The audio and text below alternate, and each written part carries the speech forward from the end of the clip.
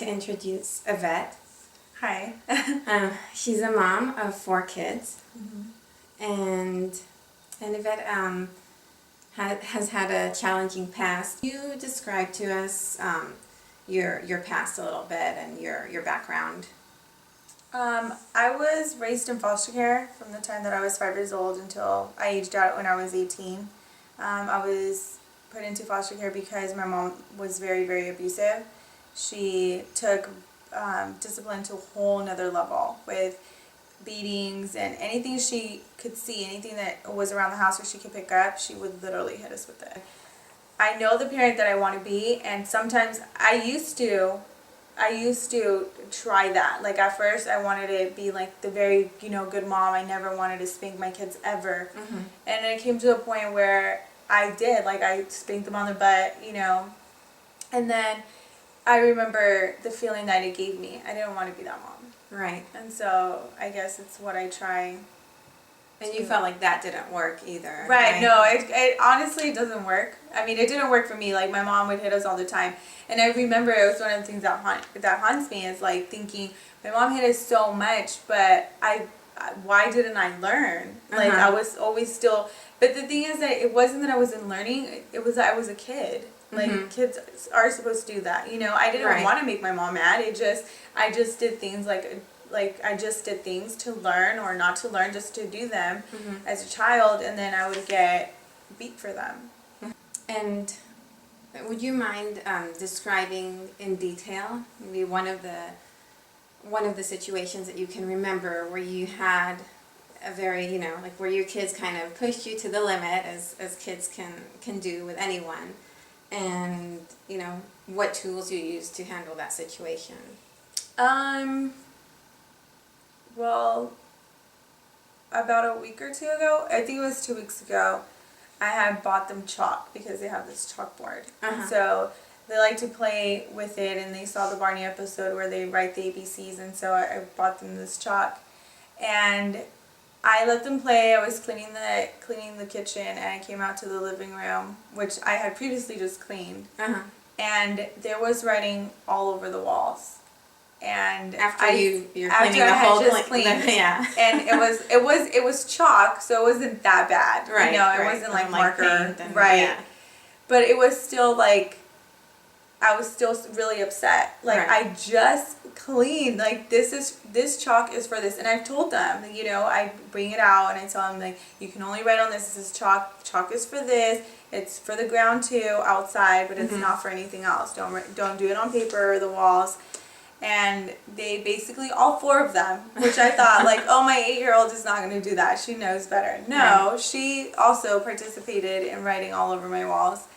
And I just remember looking at them, and I was furious, like, at everything. I had just cleaned. I knew that I was going to have to clean the walls. And so I was just so agitated. And so I closed my eyes and I was like, dear God, please give me the patience. And so they saw that, and I opened my eyes after I was done. It was like a few seconds. Yeah. And all of them were on a wall, different wall, cleaning with their shirts, with anything that they could find to clean the walls. Wow. So you didn't even have to say anything? No, after that I was felt just like right, like once they saw how upset I was, and I wasn't like cursing or anything like that, but once they saw my mom is serious, like she's praying. That's how serious she is about, not controlling her anger is when they actually like went and started cleaning. We have instances all the time. There's 4 of them. So, there's always something, but I do have a very good support system, even though me and their dad are not together. He is very supportive, and so he's somebody that I can go to, or sometimes somebody that I can lean on and ask, can you please deal with this situation, because I can't deal with it. Like I'm at a point where I know that if I deal with it, it's not going to be a good, it's not going to have a good outcome. And so sometimes he is able to step in and deal with the situation. Right, because sometimes it's, when you're right there in it, it's like the blood rushes to your head. I mean, I'm speaking on my own. No, yeah, for myself. Definitely. And then it's like if you take just a few seconds to, like you said, close your eyes and breathe, or maybe like put yourself in a different room for a few seconds, it's like the situation looks different. Because, now when we're talking about them drawing with chalk on the walls. It doesn't seem as big of a deal as it Right, was at but that at that moment time, when you're right. tired and you just finished cleaning and yeah. Right. And so being 18, how did you, and and having the past that you had, I mean, you didn't really have a role model for how to be a mom. Yeah, the sad story is that about that, I always think about me as a parent, and I always try to grasp onto the examples that I had. And one of the very negative examples that I see myself dealing with is my mom, because of the way that she, dealt with stuff and the yelling and like, being physical and things like that. But then I also had foster moms. I had a few good foster moms that were very dedicated, and there were a few that were not. So sometimes I see myself also in them. I see myself in every woman that's been in my life, to be honest, whether it was foster mom or not. And so I tried to pick up on the positives of, like, if I saw one of my foster mom that was very nurturing or loving, or the things that she did, spending time with me or talking to me, I try to do the same thing.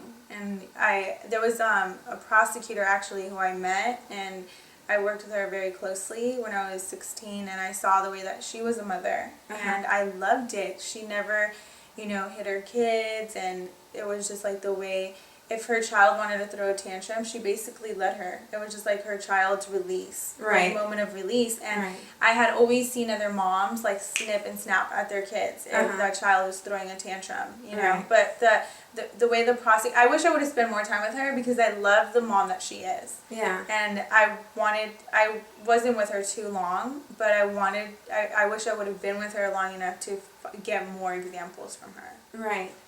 And did you have any other other resources, or you found help along the way? Because I know, as a mom, you don't always know what's going to happen. Like, every stage is different, and sometimes you just don't know what to do. I mean, where would you go if you didn't know what to do?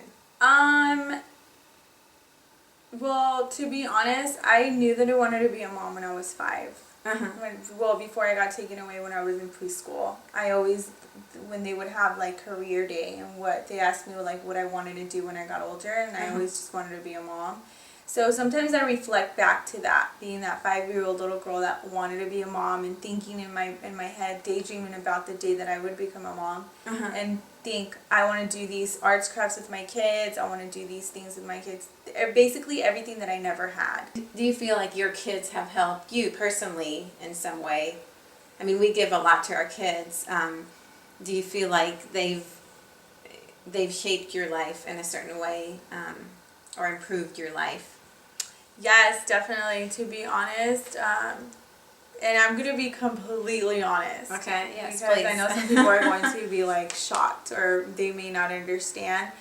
But it took for me to have my kids to be able to have something to fight for, to be able to have something to love, and to be able to want to have a better life, to be honest. I don't think that I felt that love for myself, and I didn't have those hopes or those dreams for myself. And so when I had my kids, it was always like another goal, getting to school. It took me 7 years to get my high school diploma. After leaving the system and aging out without a high school diploma, it took 7 years for me to get my high school diploma. And so I got in college, and now I'm double majoring in criminal justice and communication.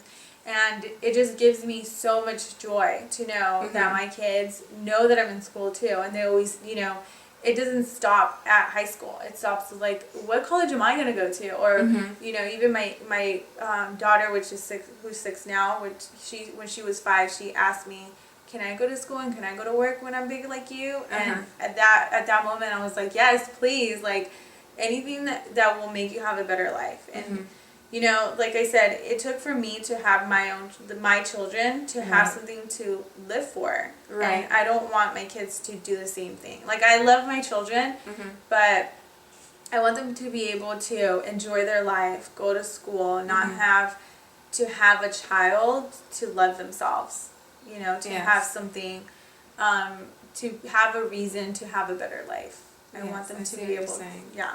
But sometimes it takes, like, sometimes it's hard for us to do something for ourselves. Right. It's easier if it's for another person. Right. And I have 4. Yes, so you have a lot. Right. A lot of reason. Okay, well, I really appreciate you taking the time and coming here, Yvette, and I'm sure this will help a lot of viewers out there. So thank you very much, and I think you're doing an amazing job with the kids, and also, and also taking care of yourself. Well, thank you. Thank you for watching. Thank you.